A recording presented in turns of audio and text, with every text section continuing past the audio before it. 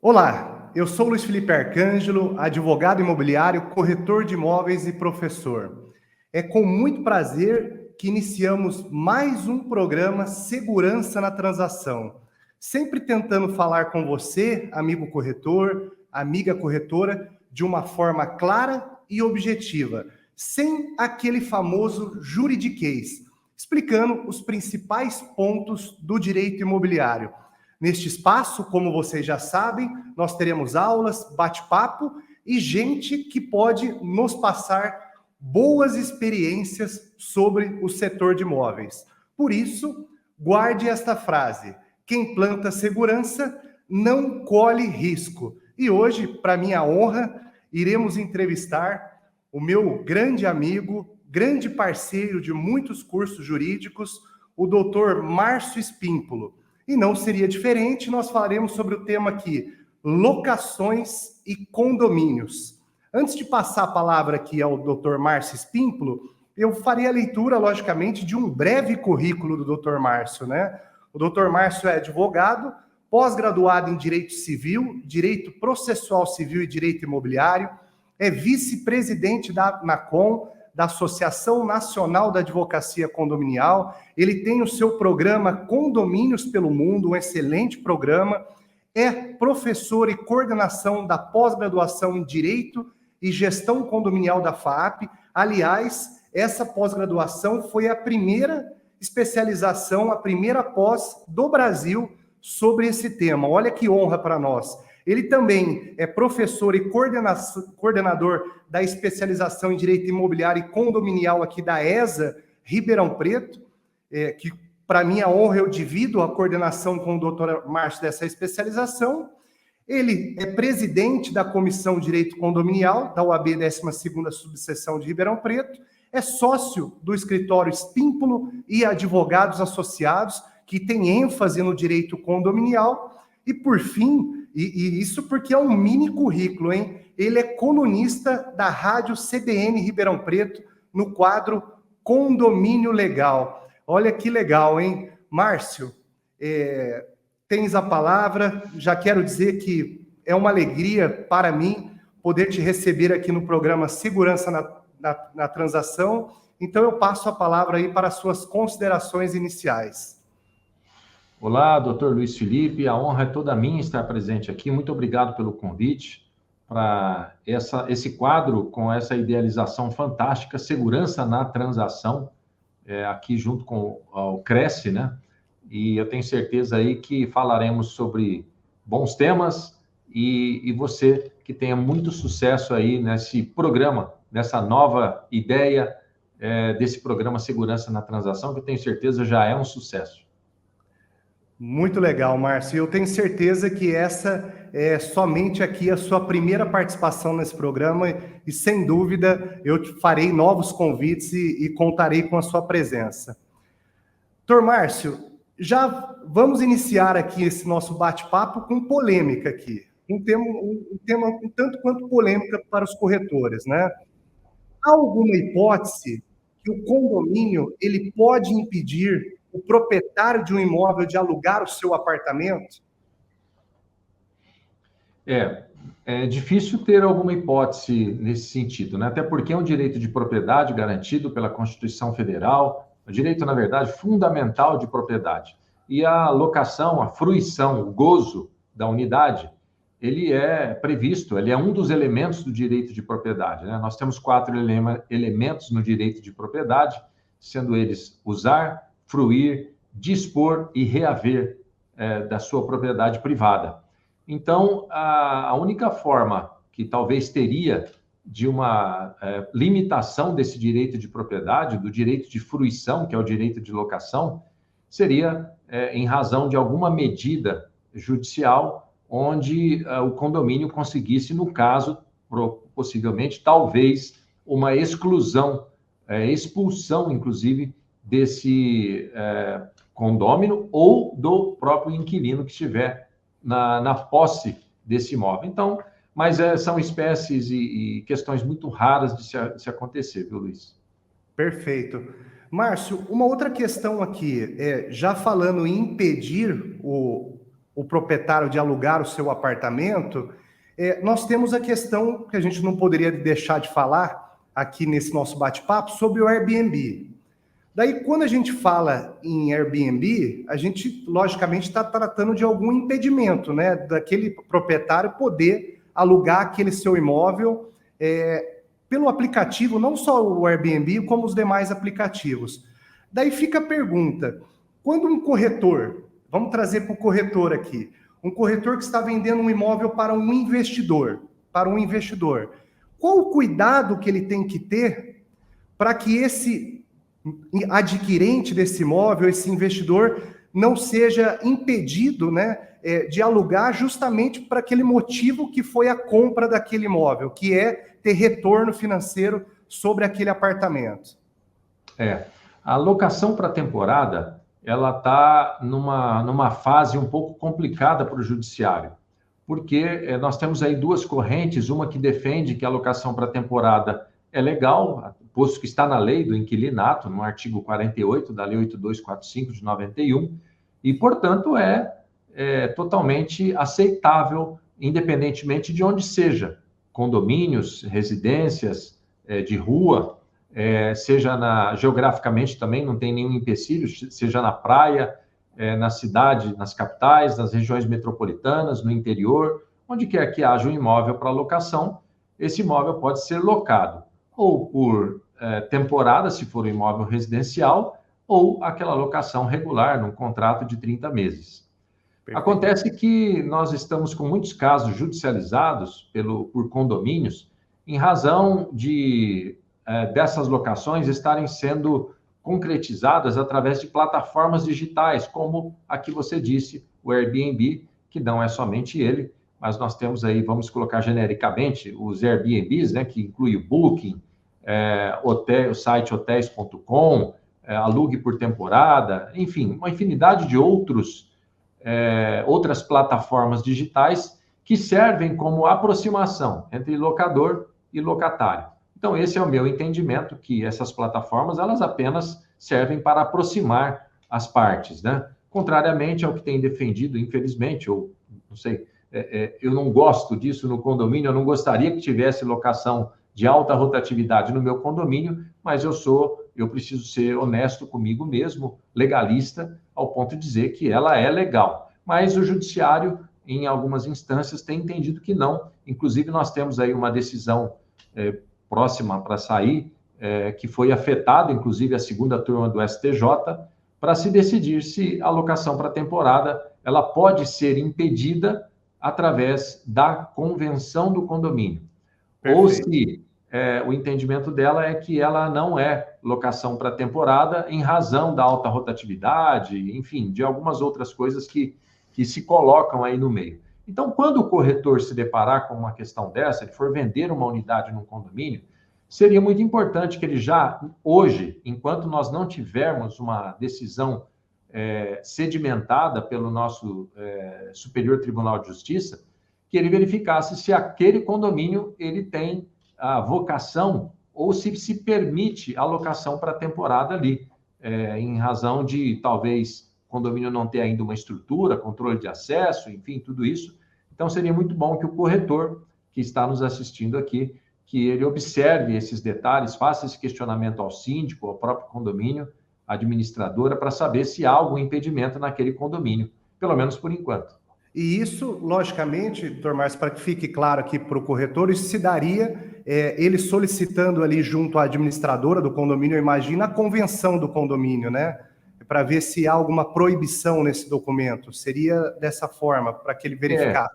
Aquela due diligence que você deve fazer, deve incluir ali a convenção do condomínio, regimento interno e algumas atas de assembleia, pelo menos as 5 últimas, dos últimos 2 anos, para que se verifique se talvez não teve alguma decisão, porque pode estar na convenção que não tem problema nenhum, mas pode ter tido uma assembleia que o judiciário tem validado em alguns casos, que determinam ali a proibição da locação para temporada naquele condomínio. Então, seria preciso olhar também as atas, para se certificar de que não tem nenhum problema.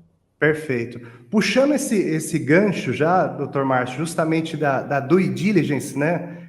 que o amigo falou aqui, nós verificamos, quando se trata da venda do investidor, a importância de certificar que não há proibição com relação à locação pelos aplicativos, né? Para que ele não tenha problema ali de fazer a sua locação pelos aplicativos.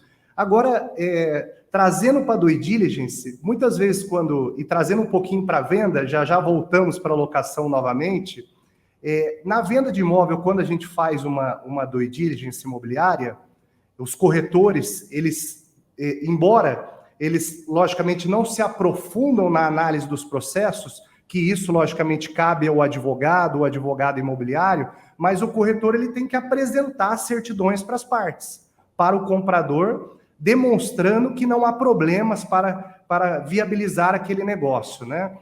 E dentro dessas certidões que a gente está acostumado a tirar, a gente chama de certidões triviais, que é a civil, a criminal, trabalhista e tudo mais. Mas eu tenho falado muito, principalmente em algumas palestras para corretores, e quando o imóvel está dentro de um condomínio, doutor Márcio? Será que nós também não temos que tirar as certidões do condomínio? Porque aquela pessoa que adquirir aquela unidade dentro de um condomínio, logicamente, ela vai assumir aquele passivo. Então, é importante tirar as certidões do condomínio e, caso positivo, dentro desse contexto, o que é interessante eu olhar para o condomínio quando eu analiso esse condomínio que está sendo vendido pelo corretor? O corretor não só é importante, como é imprescindível que você também faça uma due diligence da vida daquele condomínio. Porque isso pode ser decisivo, inclusive, para a escolha do seu cliente. E você mesmo, como corretor, você pode oportunizar o cliente, talvez 2 ou 3 opções, e nessas opções, às vezes, o que vai fazer com que o seu propenso comprador aí, ele decida por alguma desses imóveis, é justamente algumas questões condominiais. Então, por exemplo, é muito importante que se peça a certidão negativa de débitos condominiais, porque aquele que está adquirindo uma unidade, essa obrigação a gente chama no direito de obrigação propter rem, ou própria da coisa, assim como o IPTU é também.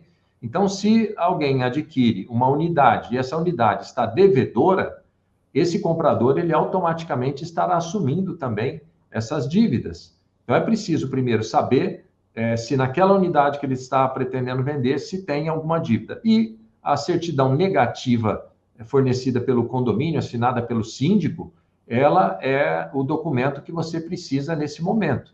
Então, essa é um documento. Um outro documento muito importante é o levantamento das últimas atas, como nós falamos aqui, atas de assembleia. Por quê? Por que eu tenho que ficar lendo ata? Porque nessas atas, o corretor, inclusive também, o bom corretor, ele sai na frente ajudando aquele seu cliente a entender que talvez aquele condomínio não é uma boa ideia ele ir para lá. Por quê? Pode ser que tenha muito conflito. Numa lida breve de uma ata, a gente pode notar ali que aquele condomínio ele tem bastante multa, advertência, problemas relacionados à convivência, barulhos. Pode ser que aquela mesma unidade que ele está negociando já pode estar com algum outro problema, vazamento, vazamento, quando eu falo vazamento, é vazamento propiciado pelo condomínio, né? Questões estruturais daquele condomínio que pode estar sendo discutida numa ata, talvez rateios extraordinários que foi feito, por exemplo, há um mês atrás. Então, se foi feito há um mês, isso significa que talvez vai ter um parcelamento e esse proprietário já vai estar entrando pagando esse parcelamento do rateio, talvez para uma pintura ou para uma obra estrutural que fica caro. E quando ele pergunta quanto é a taxa de condomínio, o que geralmente se passa para ele é aquela taxa ordinária. Então, sim, ele pode ser decisivo para ele entre um condomínio da mesma rua e o vizinho dele, ele optar pelo vizinho que não tem esses problemas e ele vai ter uma vida um pouco mais tranquila. Então, sim, as atas de assembleia, doutor Luiz, é muito importante, ou são muito importantes, para que o proprietário ele defina se realmente ele vai morar ali ou não, se ele vai adquirir aquela unidade ou não. E o corretor, que é aquele corretor primoroso, ele fará isso e ajudará o seu cliente, porque ele não estará perdendo uma venda, ele estará ganhando, na verdade, como você bem sabe, da área aqui do que nós estamos falando, ele vai estar ganhando o cliente para não só aquela venda, mas para muitas outras, né? Porque se ele vender uma unidade e tiver um problema sério, pode ter certeza, esse corretor não será mais procurado pelo cliente. Não, exatamente. Daí eu vejo, até pela sua fala, imagina um corretor que vende um imóvel em determinado condomínio, numa primeira reunião de condomínio que ele vai participar ali, ele já descobre que o condomínio tem um débito enorme com o SAERP, por exemplo, de água. Ou tem uma ação trabalhista que já foi julgada, já não cabe mais recurso e tem que fazer um rateio para ser pago. Sem dúvida, o comprador não vai ficar satisfeito com o trabalho desse corretor, né? É uma informação relevante ao negócio, né? Eu achei muito bom esse ponto que toca a due diligence, bem interessante. Agora, eu vejo assim, então é indispensável numa transação imobiliária, quando do acompanhamento, tirar as certidões do condomínio também. Podemos dizer que é indispensável. Sim, né? Tem que estar na lista da due diligence. A certidão atualizada da matrícula, a gente sabe que é talvez o documento mais importante aí. Mas a gente tem que ter as outras certidões, e além daquelas que você brilhantemente nas suas aulas você ministra e mostra para os seus alunos, essas do condomínio. Ela precisa estar na lista.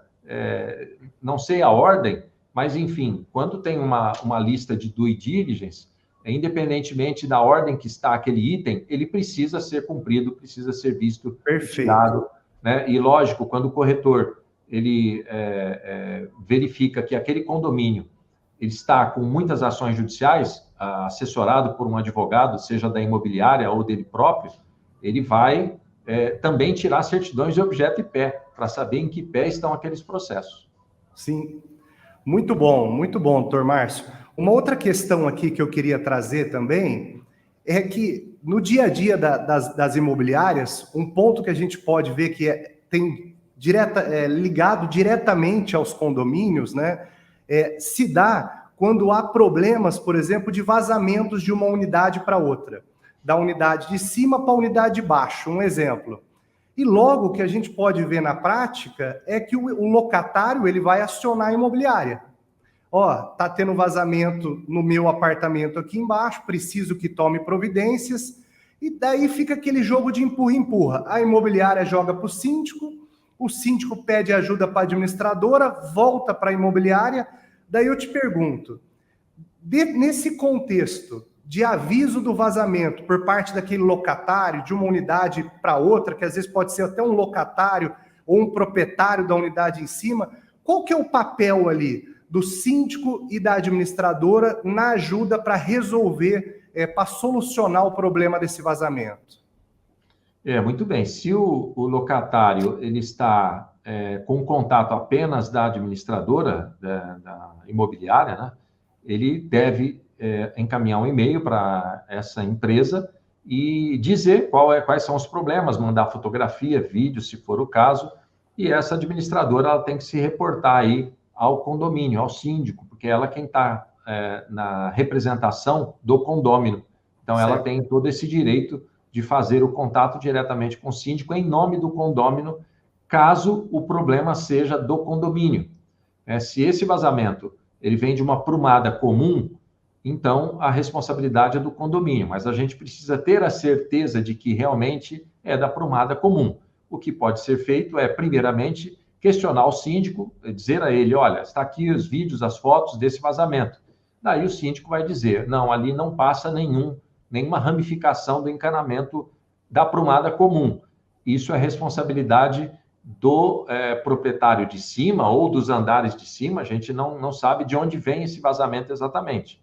Daí, será preciso, então, um contato com esse proprietário, o síndico deverá passar esse contato do apartamento onde supostamente está vindo o vazamento, porque recentemente, até um caso prático, nós tivemos um caso desse, o vizinho estava com vazamento no banheiro, ele contatou o vizinho de cima disse que ele também estava e foi indo até 4 apartamentos acima que foi Olha. a origem era lá no outro. Então, ele estava já com vazamento, só que era prumada da unidade, não era prumada comum. Então, a responsabilidade por isso seria aí do vizinho que originou o vazamento. Então, a imobiliária, ela pode sim ajudar bastante o inquilino para que ele consiga resolver esse caso, esse problema. Na verdade, aí, quando não é responsabilidade do inquilino, né? Mas quando se constata que há responsabilidade, então o inquilino ele vai solicitar, através da administradora, que o condômino faça esses contatos, esses reparos, para que ele tenha aí a sua moradia, né, sem problema, porque isso realmente causa bastante constrangimento, né? Exatamente.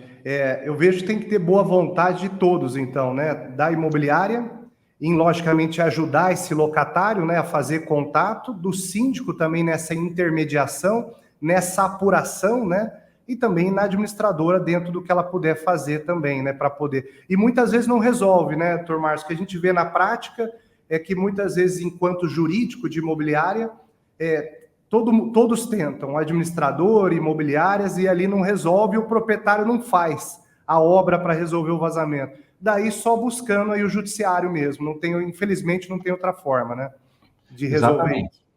Aí realmente é o judiciário. A única questão é que o inquilino precisa fazer a prova dos problemas que ele está enfrentando ali e, se for o caso, até um laudo de um engenheiro para demonstrar que o vazamento vem de uma unidade ou vem da área comum, onde o condomínio teria a responsabilidade, e aí entrar com ação com quem de direito, ou seja, contra o condomínio ou contra a unidade que originou o problema. Exatamente. Doutor Márcio, uma outra questão que surge muitas dúvidas por parte das imobiliárias, né, e também automaticamente dos advogados imobiliários, dos corretores, em caso de multa pela infração do condomínio, né? Quem paga essa multa? O inquilino ou o proprietário? De quem que eu vou atrás quando o imóvel está alugado? E, logicamente, essa multa ela foi gerada por esse locatário, por esse inquilino. Veja, as multas, elas não são obrigação do imóvel, elas não são vinculadas ao imóvel, diferentemente da taxa de condomínio. Perfeito. A multa tem o caráter personalíssimo, então é pessoal, é de quem recebeu a multa. Acontece que eu, por exemplo, no meu escritório, sempre quando há uma violação da convenção ou regimento interno, a ideia é fazer uma notificação, incluindo aquele que causou, o inquilino, e também o condômino, para ele ter ciência do que está acontecendo ali, dos problemas. Até porque a reiteração daqueles comportamentos, vamos dizer assim, ele pode resultar numa multa mais séria, de 5 vezes o valor da taxa ou 10 vezes o valor da taxa. Ele pode se transformar num morador antissocial, né, que pode ser tanto o proprietário quanto o inquilino. Então, todas as demandas, elas devem ser feitas pessoalmente. No caso do inquilino, cobra-se o inquilino, cientificando-se o condômino, e ele, então, fica responsável pelo pagamento dessa multa. Perfeito, ótimo. Isso é um esclarecimento bem importante, né, doutor Márcio? Que eu vejo que surgem muitas dúvidas na prática, né? Então, se a multa não é vinculada à unidade, logicamente, a imobiliária, ali, através do seu jurídico, pode tomar providências contra aquele inquilino também, né? Exatamente. Agora, uma outra questão também que é um objeto do dia a dia por parte dos corretores de imóveis, por parte das imobiliárias, doutor Márcio, é quem paga o fundo de reserva do condomínio. É o inquilino ou o proprietário? E você, me permita chamar de você aqui no nosso programa, até enquanto meu amigo, né? Mas quando o doutor ali na prática ali da atividade, ele se depara, a imobiliária, se o proprietário não autoriza também esse desconto, não autoriza que seja dado o desconto do fundo de reserva, se for o caso, como que esse advogado, essa imobiliária poderia lidar com isso, tá? Mas o primeiro ponto, fundo de reserva, a gente pode definir que é obrigação do locador? Sempre? Agora você me complicou a hora que colocou essa vírgula sempre. Né? Foi proposital. E eu vou usar aqui um termo que ninguém conhece, mas que eu vou cunhar a partir de hoje. Anote aí. Depende. Ninguém conhece o termo esse mais termo aí na utilizado. advocacia. Vai depender do quê? Bom, eu preciso saber como é que esse fundo de reserva é formado. O grande problema dos condomínios hoje é que a nomenclatura fundo de reserva ela está bastante vulgarizada. Por que eu digo isso? Porque qualquer coisa, qualquer dinheiro que está ali na conta apartado é fundo de reserva. Mas não necessariamente é fundo de reserva. Eles podem estar colocando dentro do fundo de reserva algumas somas ou algumas cobranças, por exemplo, como fundo trabalhista. Ele pode estar revestido de fundo de reserva, fundo de melhorias para o condomínio, fundo de pintura, fundo de obras, pode estar tudo sendo destinado na nomenclatura de fundo de reserva. Então, é importante entender que as responsabilidades do condomínio, ou melhor, do condômino e do inquilino, ou seja, do locador e do locatário, estão claras na lei do inquilinato, na lei 8245 de 91. Então, ali, inclusive, está taxativa ali quais são as responsabilidades de cada um em relação ao condomínio. Mas nessa rubrica em especial, chamada fundo de reserva, a gente precisa saber como é que está sendo feito, qual é a composição dele. Então, a minha orientação é, a imobiliária, quando estiver se deparando com essa situação, fazer o contato com o administrador e perguntar para o administrador, esse fundo de reserva é aquele fundo de reserva puro que está na convenção? Por exemplo, 5% da receita ordinária será destinado ao fundo de reserva. Ponto. Se for isso, obrigação do proprietário. Está claro. Agora, se dentro desse fundo de reserva está ali alguma outra obrigação, como trabalhista, do dia a dia, horas extras, sei lá, alguma coisa, algum fundo que estejam recolhendo junto, daí pode ser que esteja fazendo parte de alguma despesa ordinária, em que o próprio proprietário, ou o próprio locatário, ele esteja se beneficiando. Então, é preciso entender isso. Por exemplo, tirou um dinheiro ali para fazer um controle de acesso para o dia a dia ali, é melhoria. Mas se for uma manutenção que foi feita, mas essa manutenção não tinha dinheiro na ordinária e precisou tirar dinheiro do fundo de reserva, é uma manutenção regular, por exemplo, então, uma troca do motor de portão, que não é melhoria, é apenas uma manutenção, uma quebra, substituição dele ou manutenção dele, que ficou caro, precisaram tirar dali, então isso faz parte do fundo ordinário e seria de responsabilidade também do locatário. Esse cálculo, Luiz, nem sempre não, quase nunca ele é fácil de se fazer, mas é preciso aí que a imobiliária ela tenha condições de fazer isso. Mas você colocou um ingrediente aí, uma pimentinha, que mas e quando o proprietário não admite que seja tirado o fundo de reserva do boleto, que ele paga o fundo de reserva e o inquilino paga o restante das despesas? Bem, aí é legal. O contrato entre eles tem que estar previsto isso, né? Entre as partes. O condomínio não tem nada com isso. Mas é preciso, eu vou dizer aqui, o condomínio não tem nada com isso, porque para o condomínio, todas as despesas ordinárias ou extraordinárias, incluindo o fundo de reserva, é de obrigação do condômino. O condômino quem é? O proprietário, é o locador. É dele a responsabilidade, a relação jurídica para com o condomínio é sempre do condômino, nunca do inquilino. A relação jurídica da Lei 8245 é entre locador e locatário. O condomínio não tem nada com isso. Então, o combinado entre eles, o que vale é o que está no contrato entre as partes. Uma das perguntas que eu faria é justamente, Márcio, aproveitando para não perder aqui o gancho, é justamente essa pergunta que eu tinha notado aqui, até para que eu pudesse ouvir o amigo.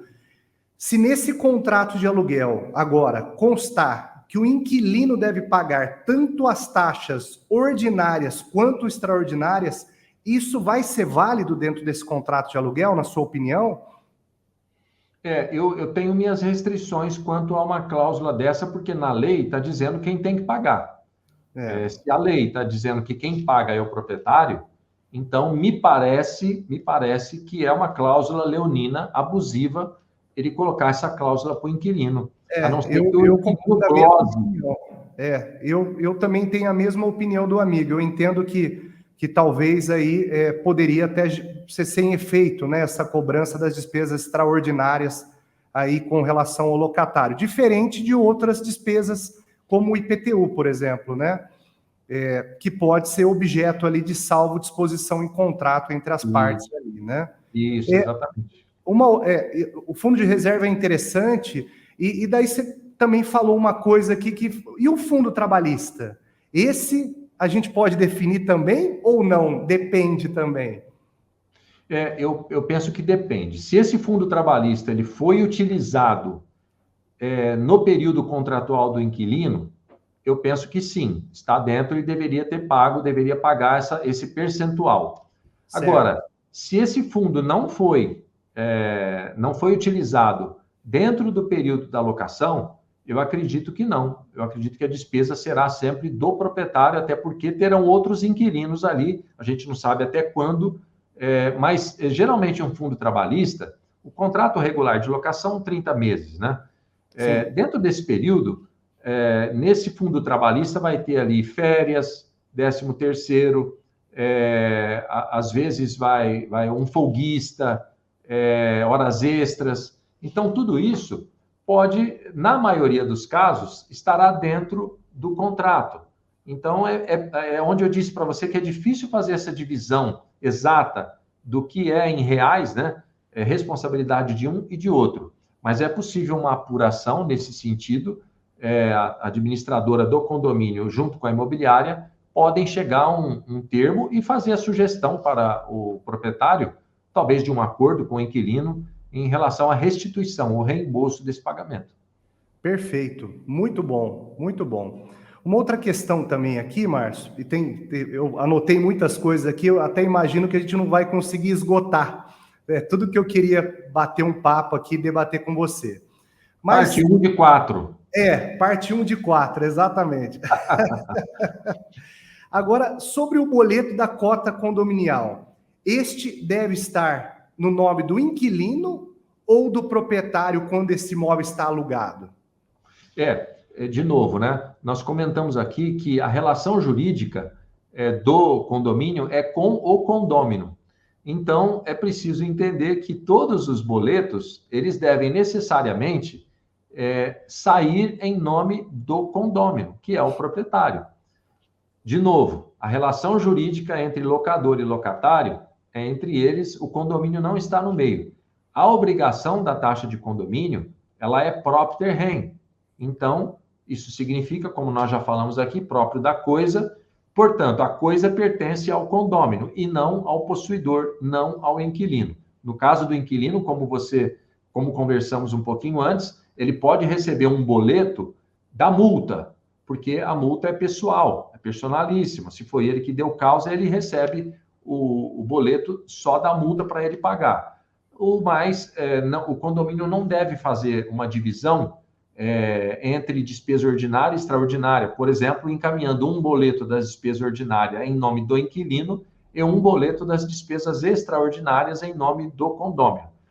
Ambas as despesas, como relação jurídica, é do condômino, obrigação dele e não do inquilino. Perfeito, perfeito.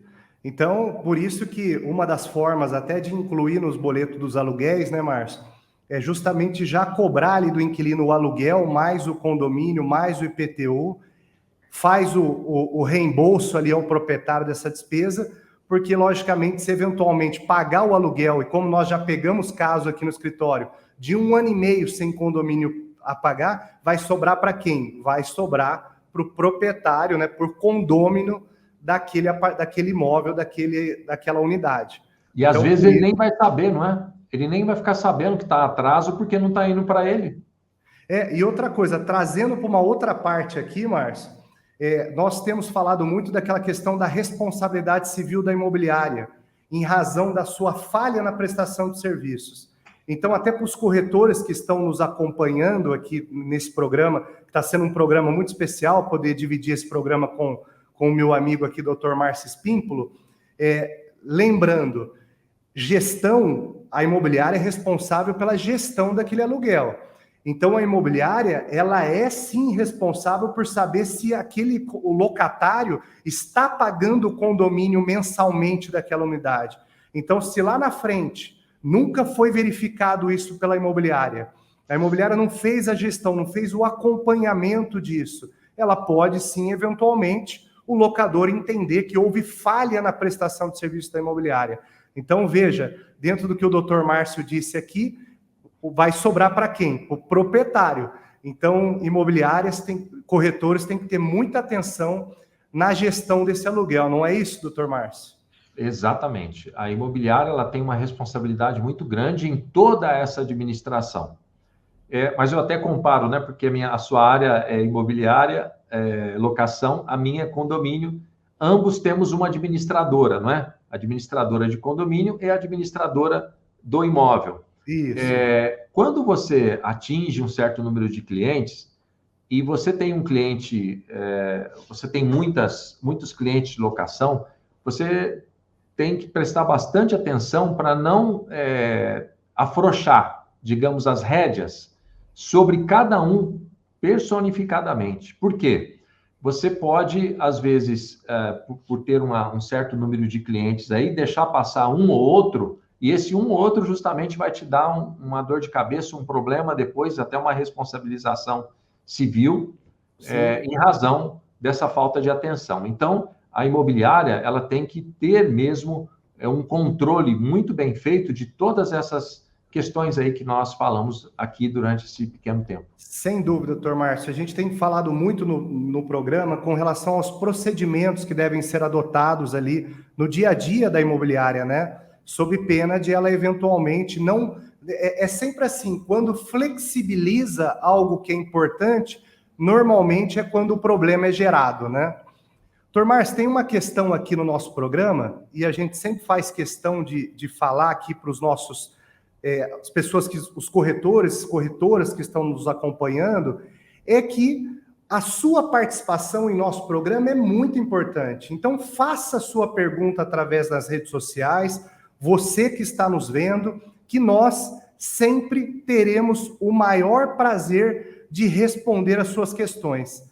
E aqui, doutor Márcio, hoje foi enviada uma questão aqui para o nosso programa, e talvez aqui o amigo até me ajude aqui na resposta, né, ao corretor. A corretora em Foz do Iguaçu que mandou a pergunta. Então, caso o locador decida vender o imóvel locado, não havendo interesse do locatário em comprar o imóvel, mas o contrato ainda está vigente. A partir do momento que o locador vende o imóvel, o contrato de locação pode ser rescindido? Eu já vou dar a resposta aqui, Márcio, que está bem aqui na minha área aqui, né, do dia a dia nosso da locação de imóveis. Então aqui, é muito importante, mesmo que o contrato esteja vigente, nós temos que pensar no artigo 8º da Lei do Inquilinato. Por quê? Porque o locador, durante a vigência do contrato de locação, Márcio, ele não pode, logicamente, pedir o imóvel ao locatário, salvo algumas exceções, por exemplo, falta de pagamento, infração contratual, determinação do poder público, que são exceções. Então, por quê? Porque é dada uma estabilidade contratual àquele locatário. Foi a ideia do legislador lá na Lei 8.245/91.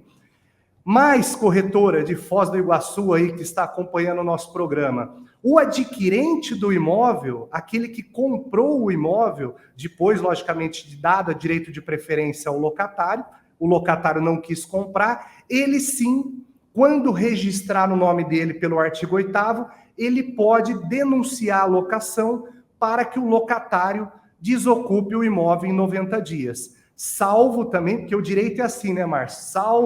Salvo se esse contrato de locação contiver cláusula de vigência e estiver registrado na matrícula do imóvel. Daí o adquirente tem que respeitar o contrato. Mas se não estiver registrado, que é o que acontece em 99% dos casos, o adquirente pode pedir o imóvel, tá? Então, espero que nós tenhamos dado aí a resposta. Doutor Márcio, por favor. Na verdade, assim, a questão do locatário não é com o adquirente, é com o vendedor. Se ele tiver algum prejuízo, logicamente, a ação deverá atingir aí quem fez a venda e não quem adquiriu, a não ser, como você disse, nesses casos de registro, porque entende-se que se está registrado na matrícula, o adquirente ele tem conhecimento da locação, portanto, ele não pode denunciar a locação, tem que respeitar o prazo ali, a não ser que eles façam um acordo entre eles, mas, de modo diverso, a responsabilidade aí é entre o vendedor e o inquilino dele inicial.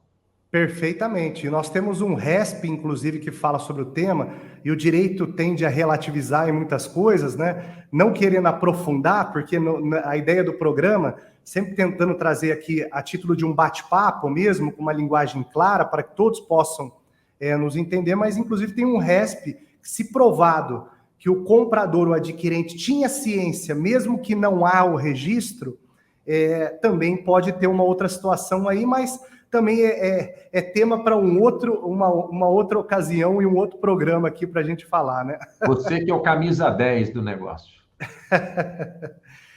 Doutor Márcio, uma outra questão aqui, e isso aqui aconteceu na prática, aqui, uma demanda de uma imobiliária para o nosso escritório. O inquilino, ele pode participar da assembleia?